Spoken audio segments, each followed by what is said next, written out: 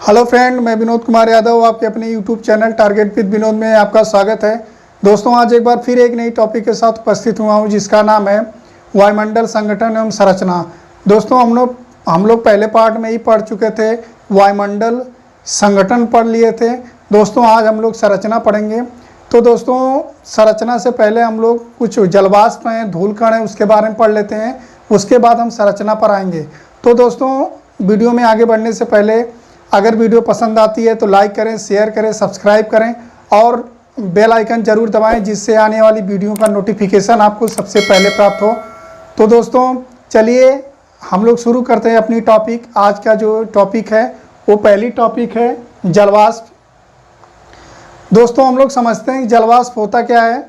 तो जलवाष्प क्या है? जल जो होता है वो गैसीय अवस्था में बदल जाता है, उसे ही हम लोग क्या कहते हैं? जलवाष्प। दोस्तों, ये दो कारणों से होता है, या तो इंसुलेशन यानी सूर्यातप यानी सूर्य की गर्मी के कारण, या तो क्वथनांक के कारण। अगर सूर्य की गर्मी के कारण सूर्य की जो गर्मी होती है यानी रोशनी होती है पानी पर पड़ती है, तो पानी क्या होता है? हीट होने लगता है। हीट होने के बाद पानी क्या होता है? वाष्प बनकर ऊपर उठने लगता है।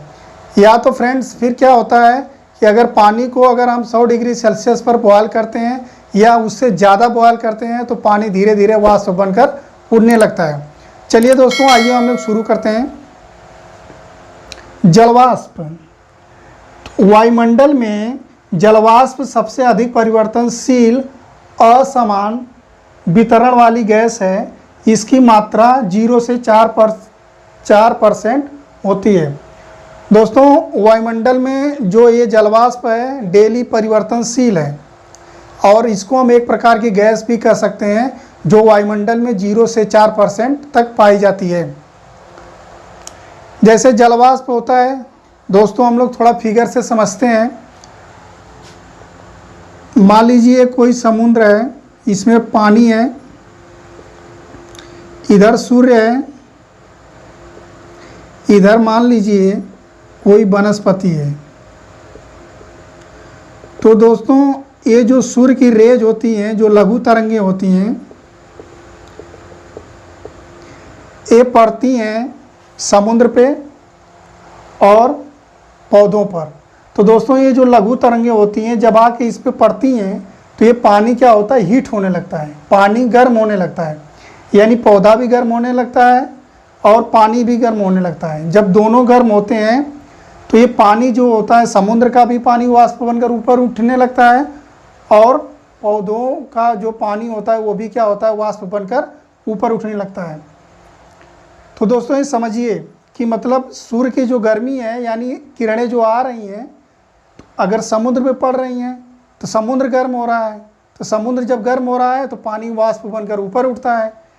अगर पौधों पर पड़ता है तो पौधे क्या होते हैं? पौधे भी हीट हो रहे हैं। जब पौधे हीट होते हैं तो वाष्पोत्सर्जन होने लगता है, यानी वाष्प का उत्सर्जन होने लगता है। फ्रेंड्स, आप लोग जानते होंगे, अगर एक पौधा ले लीजिए, उस पौधे को पन्नी में रख दीजिए, तो पन्नी में रखने के बाद आप क्या देखेंगे? कुछ घंटों के बाद पन्नी के अंदर पानी हो जाता है। ये पानी क्या है? वाष्प है, यानी वाष्पोत्सर्जन है, वाष्प का उत्सर्जन हो रहा है। तो वही फ्रेंड्स बता रहे हैं कि जो सूर्य से किरणें आती हैं वो समुद्र पर पड़ती हैं, या तो पौधों पर पड़ती हैं, या तो मिट्टी पर पड़ती हैं। कहीं पर भी पड़े, जो पानी होता है वो हीट हो जाता है। तब पानी हीट होने के बाद क्या हो जाता है? वो वाष्प बनकर ऊपर उठने लगता है। उसे ही हम क्या कहते हैं? जल वाष्प। जलवाष्प भी CO2 की तरह ग्रीन हाउस प्रभाव उत्पन्न करती है। यानी ग्रीन हाउस गैस जो होती है वो तो कार्बन डाइऑक्साइड होती है, मीथेन होती है, जलवाष्प होता है और ओजोन होती है। तो दोस्तों, इसमें होता क्या है कि ये ग्रीन हाउस इफेक्ट का मतलब क्या होता है? देख लीजिए थोड़ा सा। मान लीजिए सूर्य है, ये हमारी अर्थ है, मान लीजिए पृथ्वी है, और पृथ्वी के चारों ओर कार्बन डाइऑक्साइड का घेरा है। पृथ्वी के चारों ओर कार्बन डाइऑक्साइड का घेरा है। तो जैसे ही सूर्य की रोशनी आती है, इस वातावरण में टकराती है, टकराने के बाद फिर ये जो कार्बन डाइऑक्साइड होती है ये कार्बन डाइऑक्साइड होती है, बाहर नहीं जाने देती है और ऊष्मा को अपने अंदर बनाए रखती है। उसी तरह दोस्तों जलवाष्प भी होता है, जो सूर्य की गर्मी आती है उसको क्या करती है, सोखने का काम करती है, सोख लेती है, सोख कर वो अपने अंदर ऊष्मा को बनाए रखती है। इसी के कारण दोस्तों कहा जाता है कि ये जो जलवाष्प होता है एक कंबल का काम करता है, कंबल का काम करता है, यानी ऊष्मा को अपने अंदर क्या करता है, रोके रहता है। इसीलिए कहा जाता है कि कार्बन डाइऑक्साइड प्लस जलवाष्प, ये दोनों चीज़ जो होती है, यानी कार्बन डाइऑक्साइड और जलवाष्प, ये दोनों चीज़ें मिलकर पृथ्वी के टेम्परेचर को सामान्य बनाए रखने में सहायता करती हैं। इसी के कारण जो हमारी पृथ्वी का सामान्य टेम्परेचर होता है 15 डिग्री सेल्सियस होता है, इसी के कारण होता है। तो ये ग्रीन हाउस प्रभाव भी उत्पन्न करती है। जो ठोस द्रव तीनों अवस्थाओं में पाया जाता है। फ्रेंड्स मैं बता दूं, वैसे तो ये जो जलवाष्प होता है ये गैसीय अवस्था में ही होता है, लेकिन कुछ किताबों का मानना है, कुछ भूगोलवेत्ताओं का मानना है कि ये तीनों अवस्थाओं पाई जाती है, यानी सॉलिड, लिक्विड, गैस में भी पाई जाती है। वैसे तो फ्रेंड्स ये गैसीय अवस्था में ही पाई जाती है। जलमंडल का 0.03% जलवाष्प के रूप में सुरक्षित है। जो हमारा जलमंडल है, जलमंडल कितना है 71% और स्थलमंडल कितना है 29%। तो जो जलमंडल है उसमें 0.035% क्या है, जलवाष्प है। अब देख लेते हैं दोस्तों धूल कण। धूल कण क्या होते हैं? तो मुख्यतः समुद्री नमक, सूक्ष्म मिट्टी के कण, धुएं की कालिख, राख, धूल तथा उल्कापात के कण शामिल होते हैं। दोस्तों जो डस्ट होते हैं, धूल होते हैं, उनमें क्या क्या शामिल होते हैं, समुद्री नमक और सूक्ष्म जो मिट्टी के कण होते हैं वो, प्लस धुएं की कालिख, जो पराली जलाते हैं, जो धान होता है, धान काटने के बाद जो पराली जलाते हैं, जो धुआं उड़ के ऊपर जाता है उसको ही क्या कहते हैं, धुएं की कालिख, राख, धूल तथा उल्कापात। उल्कापात क्या होता है दोस्तों? आप जानते होंगे कि ये जो उल्का होता है ये आसमान से टूटा हुआ तारा होता है जो नीचे आता है, तो उसी को ही हम लोग उल्कापात कहते हैं। तो उसके कारण भी ये डस्ट जो होते हैं ये शामिल होते हैं। धूल कण के कारण ही सूर्योदय एवं सूर्यास्त के समय प्रकाश का प्रकीर्णन द्वारा आकाश में लाल एवं नारंगी रंग का दृश्य निर्माण होता है।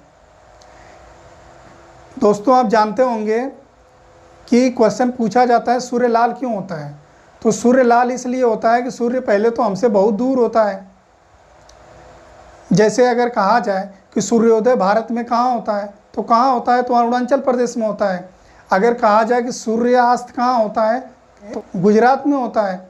लेकिन अगर पूछा जाए कि सूर्य का रंग लाल क्यों होता है, तो किसके कारण होता है? प्रकीर्णन के कारण होता है। प्रकीर्णन क्या होता है कि जलवाष्प है, वायु है और धूल कण है।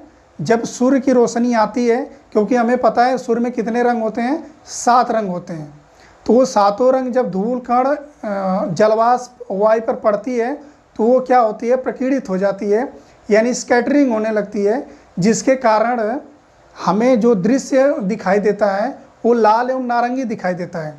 क्योंकि सूर्य जब दूर होता है तो लाल दिखाई देता है। तो लाल होने का सबसे बड़ा रीज़न क्या है कि प्रकाश का प्रकीर्णन।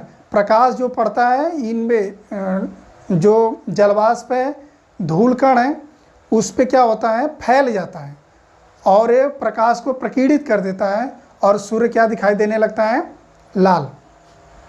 तो दोस्तों ये हुआ जलवाष्प और धूल कण। जलवाष्प अभी हमने बता दिया कि जो सूर्य से गर्मी यानी सूर्य की किरणें आती हैं और जहाँ पे समुद्र हीट होता है, पेड़ पौधे हीट होते हैं, हीट होने के बाद जो जल होता है वाष्प बनकर ऊपर उड़ जाता है, उसे ही हम लोग क्या कहते हैं, जलवाष्प कहते हैं। तो दोस्तों आप स्क्रीनशॉट ले लीजिए, काफ़ी इम्पोर्टेंट है। तो फ्रेंड ये हम लोग देखते हैं कि वायुमंडल की संरचना कितने प्रकार की होती है। वायुमंडल की संरचना में हम लोग क्या करेंगे, उसका अध्ययन करेंगे। तो दोस्तों देखिए वायुमंडल की जो संरचना होती है वो ताप, दाब और घनत्व के आधार पर वायुमंडल की संरचना 5 होती है, यानी वायु, ताप, दाब और घनत्व के आधार पर जो वायुमंडल की संरचना है, जो परत है, उसको 5 भागों में बांटा गया। क्षोभ मंडल, जिसको हम ट्रोपोस्फेयर बोलते हैं, जो दूसरी परत होती है समताप मंडल, जिसको हम लोग स्ट्रेटोस्फेयर बोलते हैं। तीसरी जो होती है मध्यमंडल होती है, जिसको हम लोग मीजोस्फेयर बोलते हैं। चौथी परत जो होती है आयन मंडल होता है, उसको आयनोस्फेयर बोलते हैं। जो 5वीं परत होती है वो एकदम बाहर होती है, उसको बहिर्मंडल बोलते हैं, या इंग्लिश में उसको एक्सोस्फेयर बोलते हैं।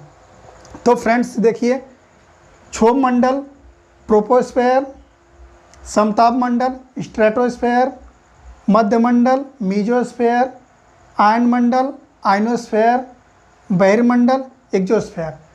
दोस्तों अगर पृथ्वी से लिया जाए, यानी पृथ्वी से लिया जाए, तो अगर पूछा जाए कि वायुमंडल की पहली परत कौन है, अगर पृथ्वी से लिया जाए तो पहली परत कौन होगी? क्षोभ मंडल। फिर क्षोभ मंडल के ऊपर कौन है? समताप मंडल। समताप मंडल के ऊपर कौन है? मध्यमंडल। मध्यमंडल के ऊपर कौन है? आयन मंडल। आयन मंडल के ऊपर कौन है? तो बहिर्मंडल। यानी कहा जाए वायुमंडल की जो पहली परत होती है वो कौन होती है? तो क्षोभ मंडल। अगर पूछा जाए वायुमंडल की लास्ट वाली परत कौन होती है, तो बहिर्मंडल। तो पूछा जाता है पृथ्वी के नज़दीक कौन परत पाई जाती है, तो क्षोभ मंडल। तो फ्रेंड आइए हम लोग समझते हैं, जो पहली परत होती है क्षोभ मंडल होती है, यानी वायुमंडल की जो सबसे पहली परत होती है वह क्षोभ मंडल होती है। जो पृथ्वी से पहली परत जो होती है, पृथ्वी के ऊपर ही जैसी जो परत होती है उसे ही हम लोग क्षोभ मंडल कहते हैं। इसको फ्रेंड्स क्षोभ मंडल कहते हैं, अंग्रेजी में ट्रोपोस्फेयर बोलते हैं। इसको सम्मान मंडल भी बोलते हैं, या इसको अधोमंडल ही बोलते हैं। सम्मान मंडल इसलिए बोलते हैं क्योंकि इस मंडल में संवहनी धाराएं चलती हैं। फ्रेंड्स जानते होंगे कि जो सूर्य होता है, सूर्य से आने वाली जो किरणें होती हैं जब पृथ्वी पर पड़ती हैं तो पृथ्वी गर्म होती है। जब पृथ्वी गर्म होती है तो पृथ्वी पर उपस्थित जो वायु होती है गर्म होकर ऊपर उठने लगती है। स्थान पर ठंडी हवाएं आ जाती हैं, वहाँ पर रिक्त स्थान भरने के लिए ठंडी हवाएं आ जाती हैं, जिसे ही हम लोग संवहन कहते हैं। संवहन का मतलब ये होता है कि इसके कण जो होते हैं, एक कण दूसरे कण के मिलकर एक दूसरे, तीसरे, फिर चौथे, ऐसे कण मिलकर एक दूसरे के समीप आ जाते हैं। तो इसे ही हम लोग क्या कहते हैं? संवहन धाराएं। क्योंकि संवहनी धाराएं कहाँ चलती हैं? क्षोभ मंडल में। और इसी संवहनी धाराओं के चलते हमारा जो वायुमंडल होता है गर्म होता है। पूछा जाता है कि हमारा वायुमंडल कैसे गर्म होता है, तो संवहनीय धाराओं के चलते। तो दोस्तों आइए हम लोग शुरू करते हैं इसमें। यह वायुमंडल का सबसे निचली परत है। क्षोभ मंडल जो है वायुमंडल की सबसे निचली परत है। और सबसे आखिरी परत कौन थी?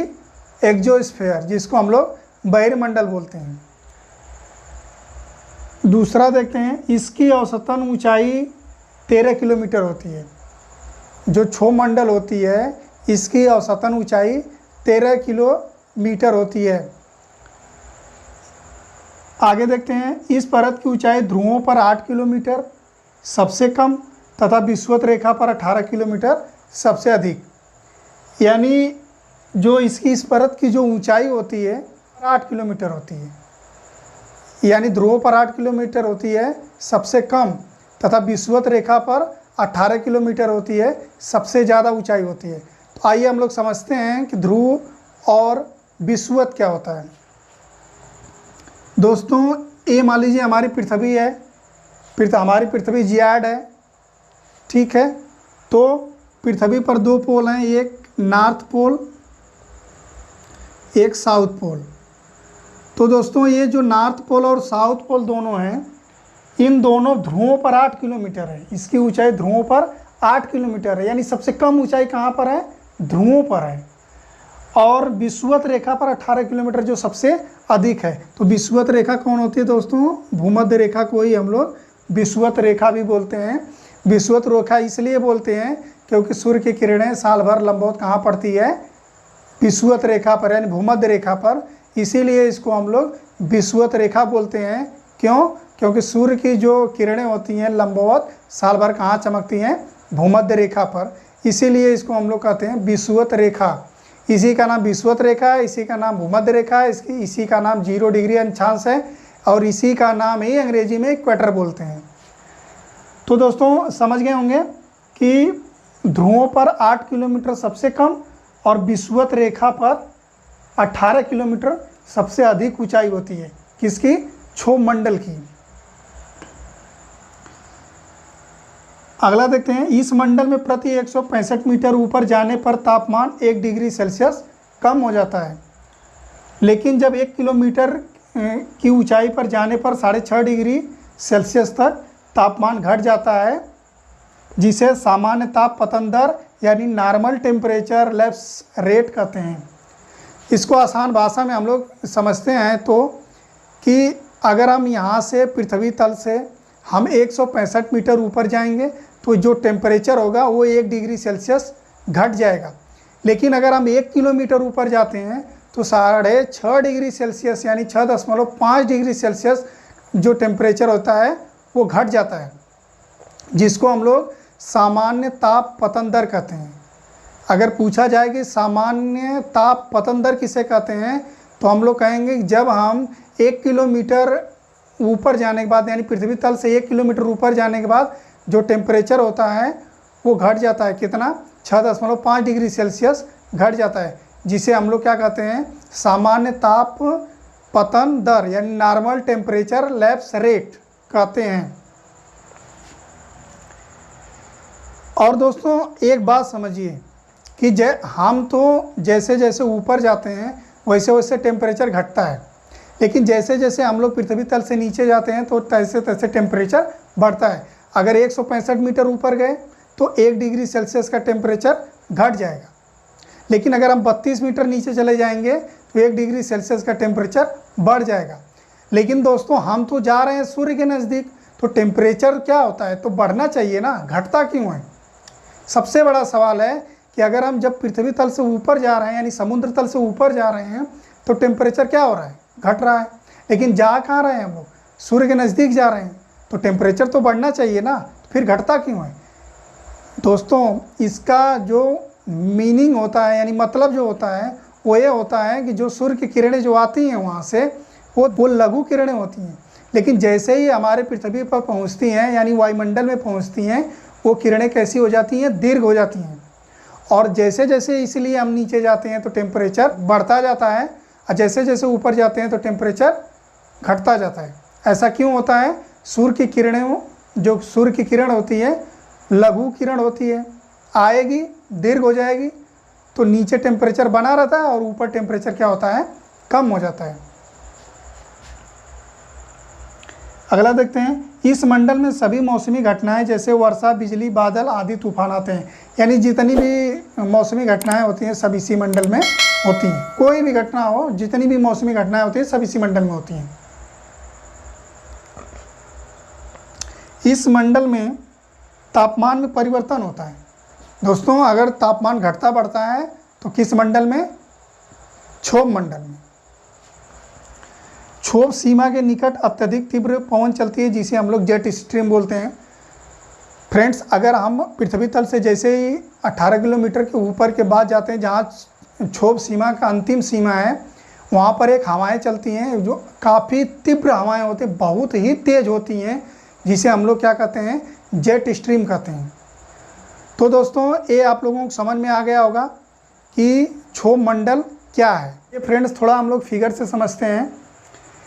ये मान लीजिए फ्रेंड्स ये हमारी पृथ्वी है, तो पृथ्वी के ऊपर यानी 18 किलोमीटर तक की जो सीमा होती है उसी को हम लोग क्षोभ मंडल बोलते हैं।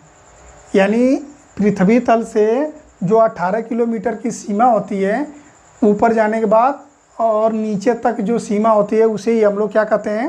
क्षोभ मंडल कहते हैं। और इसी क्षोभ मंडल के बारे में हम लोग क्या बताएं? इसी जगह इसी में मौसमी घटनाएं होती हैं, इसी में टेम्परेचर घटता बढ़ता है, इसी में सामान्य ताप पतन रेट होता है। ये वायुमंडल की सबसे निचली परत है और ये जो मंडल होता है ये संवहनी मंडल होता है। और ये जो वायुमंडल यहाँ जो गर्म होता है संवहनी धाराओं के चलते ही क्या होता है? गर्म होता है। तो दोस्तों हम समझ गए, ये फिगर से भी हम लोग समझ गए। यानी पृथ्वी से 18 किलोमीटर ऊपर और नीचे तक जो परतें हैं वो कौन है? क्षोभ मंडल है। तो आइए फ्रेंड हम लोग दूसरी जो परत है यानी स्ट्रेटोस्फीयर, जिसको हम लोग समताप मंडल बोलते हैं, अब उसके बारे में हम लोग अध्ययन करेंगे। तो दोस्तों इसको सबसे पहले देखते हैं कि इस मंडल की ऊंचाई 50 किलोमीटर होती है। यानी जो अभी हमने इसके पहले क्षोभ मंडल पढ़ा था कि यानी पृथ्वी तल से जो 18 किलोमीटर जो ऊपर तक जो परत है क्षोभ मंडल, 18 किलोमीटर से ऊपर 50 किलोमीटर जब हम जाते हैं तो वहाँ तक की जो परत होती है उसको हम लोग समताप मंडल कहते हैं। इस मंडल में प्रारंभ में ताप स्थिर होता है, लेकिन 20 किलोमीटर ऊपर जाने के बाद तापमान बढ़ने लगता है। ऐसा इसलिए होता है कि इस मंडल में ओजोन परत पाई जाती है। वैसे तो यहाँ पे तापमान जो होता है वो स्थिर होता है, लेकिन अगर हम जब 20 किलोमीटर ऊपर जाते हैं तो क्या होता है कि वहाँ पर जो तापमान होता है वो बढ़ने लगता है। बढ़ने इसलिए लगता है, कारण यह है कि यहाँ पर ओजोन परत स्थित है। ओजोन परत क्या है? सूर्य से आने वाली जो किरणें होती हैं उन किरणों में अल्ट्रावायलेट रेज होती हैं। वो ओजोन परत क्या करती है? उस यूवी रेज को सोख लेती है, जिसके कारण टेम्परेचर बढ़ जाता है। और दोस्तों मैं बता दूं कि 10% क्षोभ मंडल में ओजोन परत है और 90% कहाँ पाई जाती है? समताप मंडल में। कि ओजोन परत कहाँ पाई जाती है? तो किस मंडल में? समताप मंडल में। लेकिन 10% कहाँ पाई जाती है? क्षोभ मंडल। 90% कहाँ पाई जाती है? समताप मंडल में। इस मंडल में मौसमी घटनाएं नहीं होती, लेकिन कभी कभी विशेष प्रकार के बादल का निर्माण होता है, जिसे मदर ऑफ पर्ल क्लाउड कहते हैं। क्योंकि अभी हमने देखा कि क्षोभ मंडल में सभी मौसमी घटनाएं होती थी, लेकिन इस समताप मंडल में सभी मौसमी घटनाएं नहीं होती। कभी कभी एक विशेष प्रकार का बादल बन जाता है, जिसे हम लोग मदर ऑफ पर्ल क्लाउड कहते हैं, या तो इसको हम हिंदी में मुलाब मेघ के नाम से जानते हैं। इस मंडल में वायुयान उड़ाने की आदर्श दशा पाई जाती है। तो दोस्तों ये जो समताप मंडल है, इसमें जो वायुयान चालक होते हैं वो काफ़ी पसंद करते हैं इस मंडल में उड़ाना। तो ये वायुयान यानी जहाज़ों के लिए आदर्श मानी गई है। तो दोस्तों ये आप समझ गए होंगे, समताप मंडल -100 डिग्री सेल्सियस तक गिर जाता है। इस मंडल में उल्का पिंड समाप्त हो जाते हैं। दोस्तों जो उल्का पिंड होते हैं, उल्का पिंड आते हैं और ऊपर से तारे जो उल्का पिंड टूट कर नीचे आते हैं, तो ये कहाँ समाप्त हो जाते हैं? मध्य मंडल में। लेकिन कभी कभी वो समाप्त न होकर पृथ्वी पर भी आ जाते हैं, जिसको हम लोग उल्का पिंड कहते हैं। दो चीज़ें होती है, एक उल्का होता है, एक उल्का पिंड होता है। तो उल्का पिंड कभी कभी जब वहाँ नहीं जल पाते हैं तो हमारे पृथ्वी पर भी आ जाते हैं, तो उसको हम लोग क्या कहते हैं? उल्का पिंड होते हैं। कभी कभी बड़ा उल्का पिंड गिर जाता है तो वहाँ पे बहुत बड़े खड्डे हो जाते हैं। जैसे सुने होंगे महाराष्ट्र में लोनार झील है, जो उल्का पिंड के गिरने के कारण ही हुई है। आइए फ्रेंड, हम लोग अब चौथी परत देखते हैं, आयन मंडल यानी आयनोस्फीयर के बारे में पढ़ते हैं। तो इस मंडल की ऊंचाई 80 से 640 किलोमीटर के मध्य होती है। इस मंडल में ऊंचाई के साथ साथ तापमान में वृद्धि होती है। जैसे जैसे आप ऊपर जाएंगे वैसे वैसे टेम्परेचर क्या होता? बढ़ता जाता है। वायुमंडल के इसी परत में विभिन्न आवृत्ति की रेडियो तरंगें परावर्तित की जाती हैं, जैसे टेलीविज़न, रडार आदि। ये टेलीविज़न, रडार आदि की जो रेडियो तरंगें जो छोड़ी जाती हैं वो किस मंडल में छोड़ी जाती हैं? आयन मंडल में। इसी से हमें क्या होती है? सुविधा प्राप्त होती है। टेलीविज़न चलाने में, रडार चलाने में, सभी चलाने में क्या होती है? हमें सुविधा प्राप्त होती है। तो फ्रेंड आइए हम लोग देखते हैं आखिरी परत जो होती है एक्सोस्फीयर, यानी इसको हम लोग बाहरी मंडल कहते हैं। इसको हम लोग पढ़ते हैं। तो इसकी ऊंचाई 640 से 1000 किलोमीटर के मध्य होती है। इस मंडल यानी कहने का मतलब नाइट्रोजन, ऑक्सीजन, हीलियम और हाइड्रोजन की अलग अलग परतें होती हैं। कहाँ पे? एक्सोस्फीयर में। यानी नाइट्रोजन की, ऑक्सीजन की, हीलियम की और हाइड्रोजन की अलग अलग परत होती है एक्सोस्फीयर में। इस मंडल में 1000 किलोमीटर के बाद वायुमंडल विरल हो जाता है। यानी जब हम 640 किलोमीटर के ऊपर 1000 किलोमीटर के ऊपर हम जाते हैं तो जो हमारा वायुमंडल होता है वो काफ़ी विरल हो जाता है। लेकिन अगर हम 10,000 किलोमीटर की ऊंचाई के बाद जब हम जाते हैं 10,000 किलोमीटर के ऊपर बात जाते हैं तो जो हमारा अंतरिक्ष होता है वो क्या हो जाता है, विलीन हो जाता है। हाइड्रोजन और हीलियम गैस की प्रधानता होती है। तो ये थी दोस्तों एक्सोस्फीयर, यानी हमने क्या पढ़ा अभी तक, क्षोभमंडल, समताप मंडल, मध्यमंडल, आयनमंडल और बहिर्मंडल। तो फ्रेंड आइए हम लोग समझ लेते हैं कि इसकी संरचना कैसे होती है। तो ये पृथ्वी होती है, पृथ्वी के जस्ट ही 18 किलोमीटर ऊपर तक क्षोभमंडल होता है, जिसमें क्या होता है, बिजली कड़कती है, मौसमी घटनाएं होती हैं और इसमें बारिश, सभी मौसमी घटनाएं इसी में होती हैं जो हम आगे बता दिए हैं। अब क्षोभमंडल यानी 18 से 50 किलोमीटर के बीच में जो होती है वो समताप मंडल होती है। अब समताप मंडल के ऊपर जो 50 से 80 किलोमीटर होती है उसको मध्यमंडल बोलते हैं। अब 80 से 640 किलोमीटर की जो रेंज होती है उसमें आयनमंडल बोलते हैं, और 640 किलोमीटर से ऊपर चले जाते हैं तो हो जाता है बहिर्मंडल। तो पृथ्वी के जो सबसे नज़दीक परत होती है वो क्षोभमंडल यानी वायुमंडल की सबसे पहली परत क्षोभमंडल, उसके ऊपरी वाली परत जो होती है समताप मंडल, उसके और ऊपर जाएंगे तो मध्यमंडल, उसके ऊपर जाएंगे तो आयनमंडल, उसके और ऊपर जाएंगे तो बहिर्मंडल, और उसके और ऊपर चले जाते हैं यानी 10,000 किलोमीटर के बाद जो है ये अंतरिक्ष क्या हो जाता है, विलीन हो जाता है। तो दोस्तों आई होप आप लोगों को समझ में आ गया होगा। तो ये वीडियो कैसी लगी आप कमेंट में ज़रूर बताइएगा। अगर कोई क्वेश्चन होता है तो आप ज़रूर पूछिए, क्वेश्चन का जवाब दिया जाएगा। तो दोस्तों मिलते हैं नेक्स्ट वीडियो में, तब तक के लिए जय हिंद, जय भारत।